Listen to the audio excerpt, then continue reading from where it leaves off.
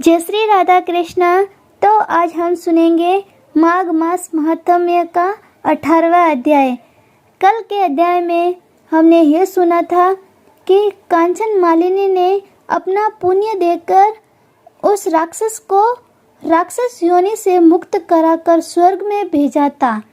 आज के अध्याय में हम माघ मास स्नान के फल के बारे में जानेंगे। श्री वशिष्ठ ऋषि कहने लगे कि हे राजन, मैंने दत्तात्रेय जी द्वारा कहा गया माघ मास का महात्म्य कहा है। अब माघ मास के स्नान का फल सुनो। हे परंतप, माघ स्नान से सब योग्य व्रतों का और तपों का फल देने वाला है। माघ मास में स्नान करने वाले स्वयं तो स्वर्ग में जाते ही है, उनके माता पिता दोनों कुलों को ही स्वर्ग प्राप्त होता है। जो माघ मास में सूर्योदय के समय नदी आदि में स्नान करता है, उसके माता पिता के 7 कुलों की पीढ़ी स्वर्ग को प्राप्त होती है। माघ मास में स्नान करने वाले दुराचारी और कुकर्मी मनुष्य भी पापों से मुक्त हो जाते हैं और इस मास में हरि का पूजन करने वाले पाप समुदाय से छूटकर भगवान के सदृश शरीर वाले हो जाते हैं। यदि कोई आलस से भी माघ में स्नान करता है, उसके भी सब पाप नष्ट हो जाते हैं। जैसे गंधर्व कन्याएं राजा के श्राप से भयंकर कल को भोगती हुई लोमस ऋषि के वसन में माघ में स्नान करने से पापों से छूट गई थी। यह वार्ता सुनकर राजा दिलीप विनय से पूछने लगा कि गुरुदेव, ये कन्याएं किसकी थी? उनको कब और कैसे श्राप मिला? उनके नाम क्या थे?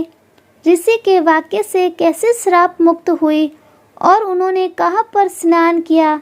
आप विस्तार पूर्वक सब कथा कहिए।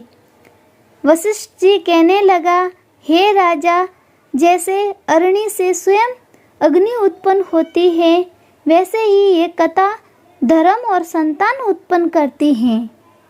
हे राजन, सुख संगीत नामक गंधर्व की कन्या का नाम विमोहिनी था।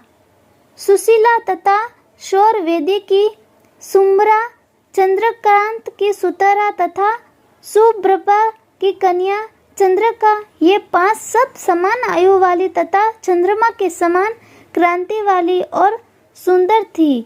जैसे रात्रि को चंद्रमा शोभायान होता है, वैसे ही पुष्प की कलियों के समान खिली हुई ये अप्सराएं थी।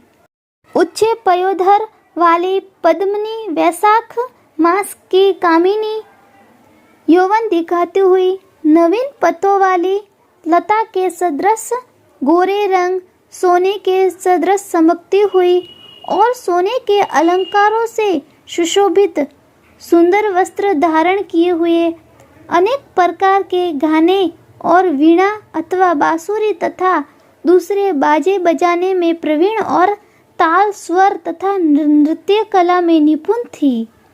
इस प्रकार वे कन्याएं क्रीड़ा करती हुई कुबेर के स्थान में विचरती थी। एक समय कौतुकवश माघ मास में एक वन से दूसरे वन में विचरती हुई मंदिर के पुष्प को तोड़कर सरोवर पर गौरी पूजा के लिए गई।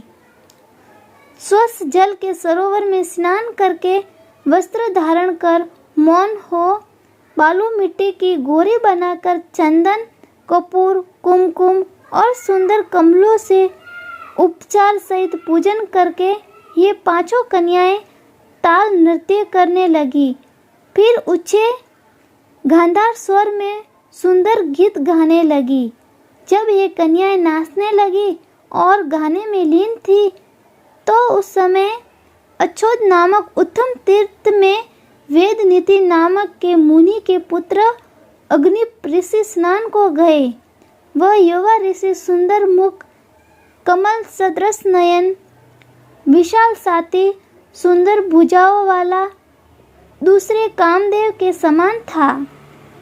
शिका सहित दंड लिए, मृग चर्म ओढ़े, युगोपवीत धारण किए हुए था।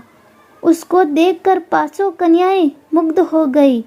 और उसका रूप व यौवन देखकर कामदेव से पीड़ित हो देखो देखो ऐसा कहती हुई उस ब्राह्मण के चित्त में कामदेव का डर उत्पन्न करने लगी और आपस में विचार करने लगी कि ये कौन है। रति सहित होने से कामदेव नहीं और एक होने से अश्विनी कुमार नहीं, ये कोई गंधर्व या किन्नर या काम रूप धारण कर कोई सिद्ध या किसी ऋषि का श्रेष्ठ पुत्र या मनुष्य है। कोई भी हो, ब्रह्मा जी ने इसको हमारे लिए बनाया है।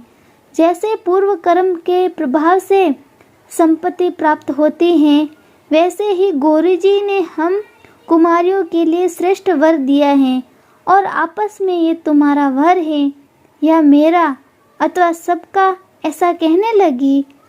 जिस समय उस ऋषि पुत्र ने अपने मध्याह्न की क्रिया करके ऐसे ही वचन सुने तो वह सोचने लगा कि ये तो बहुत बड़ी समस्या उत्पन्न हो गई है। ब्रह्मा, विष्णु, महेश आदि देवता तथा बड़े योगेश्वर भी स्त्रियों के ब्रह्मजाल में मोहित हो गए हैं।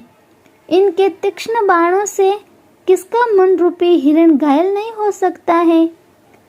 जब तक नित्य और वृद्धि रहती है तब तक पाप से भय रहता है। जब तक की गंभीरता रहती है, यम विधि का पालन होता है, तब तक मनुष्य स्त्रियों के काम रूपी बाणों से बिंधा नहीं जाता। ये मुझे उन्मत्त और मुग्ध कर रही हैं। किन गुणों से धर्म की रक्षा हो सकती है? स्त्रियों के मांस, रक्त, मल मूत्र से बने घृणित और अशुद्ध शरीर में कामी लोग ही सुंदरता की कल्पना करके रमण कर सकते हैं। शुद्ध बुद्ध वाले महात्माओं ने स्त्रियों के पास रहना कष्टकारक कहा है। सो जब तक ये पास आए तब तक घर चलना चाहिए। अतः जब तक वह उसके पास आई, वह योग बल के द्वारा अंतर ध्यान हो गया।